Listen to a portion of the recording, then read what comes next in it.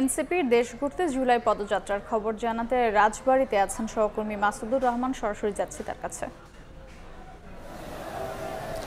এই মুহূর্তে আছি রাজবাড়ীর বড়পুল এলাকায়। এই মোড়ে মূলত তাদের যে কর্মসূচি সেটি শুরু হবে। এই মাত্র এখানে এনসিপির যে গাড়িবহর সেটি এসে পৌঁছেছে এবং নেতাকর্মীরা নেমে তাদের যে পদযাত্রা সেটি শুরু করেছে এবং তারা ধীরে ধীরে সামনের দিকে অগ্রসর হচ্ছে।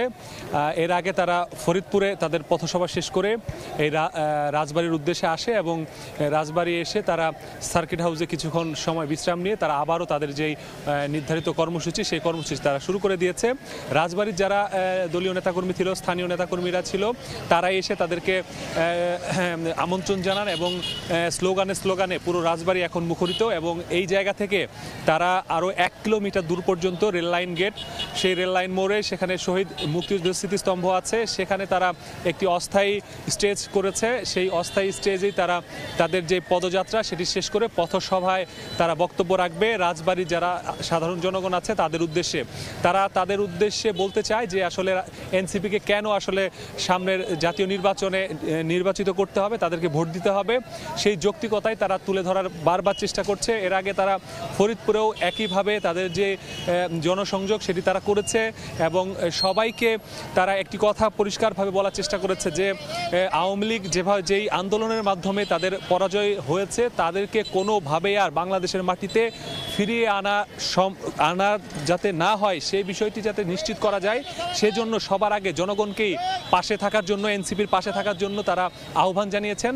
তারা অভিযোগ করেছেন, তারা বলেছেন যে এই আওয়ামী লীগই আসলে বাংলাদেশের গণতন্ত্রকে হত্যা করেছে এবং 2014, 18 এবং 24-এর নির্বাচনের মাধ্যমে মানুষের যে ভোটাধিকার সেটিকে তারা জনগণের কাছ থেকে ছিনিয়ে নিয়েছে। সেই ছিনিমিনি খেলা তারা বন্ধ করতে চায়। তারা চায় মানুষ গণতান্ত্রিক প্রক্রিয়ায় সুষ্ঠু ভোটের মাধ্যমে জাতীয় নেতৃবৃন্দ তারা নির্বাচন করুক এবং তাদের মাধ্যমেই দেশ পরিচালিত হোক। এবং এই যে তাদের স্লোগান, এই বিষয়গুলো নিয়েই কিন্তু তারা বিভিন্ন জায়গায় পদযাত্রা করছে।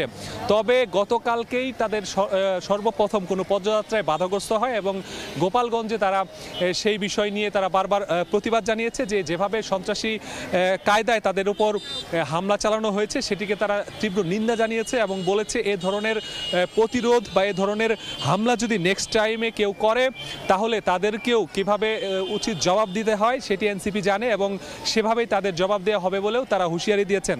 তারা আরেকটি কথা বারবার বলেছেন যে এই যে আওয়ামী লীগের সন্ত্রাসী কার্যক্রম, এই কার্যক্রমে যারা জড়িত ছিল গোপালগঞ্জে, তাদের যদি দ্রুততম সময়ের মধ্যে আইনের আওতায় না আনা হয় তাহলে আবারও গোপালগঞ্জের উদ্দেশ্যে লং মার্চ হবে এবং পাড়ায় মহল্লায় প্রতিটি ঘরে ঘরে গিয়ে যারা আওয়ামী লীগের সন্ত্রাসী বাহিনী আছে তাদেরকে খুঁজে বের করে তাদেরকে গোপালগঞ্জ ছেড়ে মুজিববাদী যে মতবাদ সেটিকে গোপালগঞ্জ থেকে চিরতরে সরিয়ে দেবে বলে হুঁশিয়ারি দিয়েছে এনসিপির আহ্বায়ক নাহিদ ইসলাম। এই ছিল আসলে আমার কাছে রাজবাড়ী থেকে সর্বশেষ তথ্য।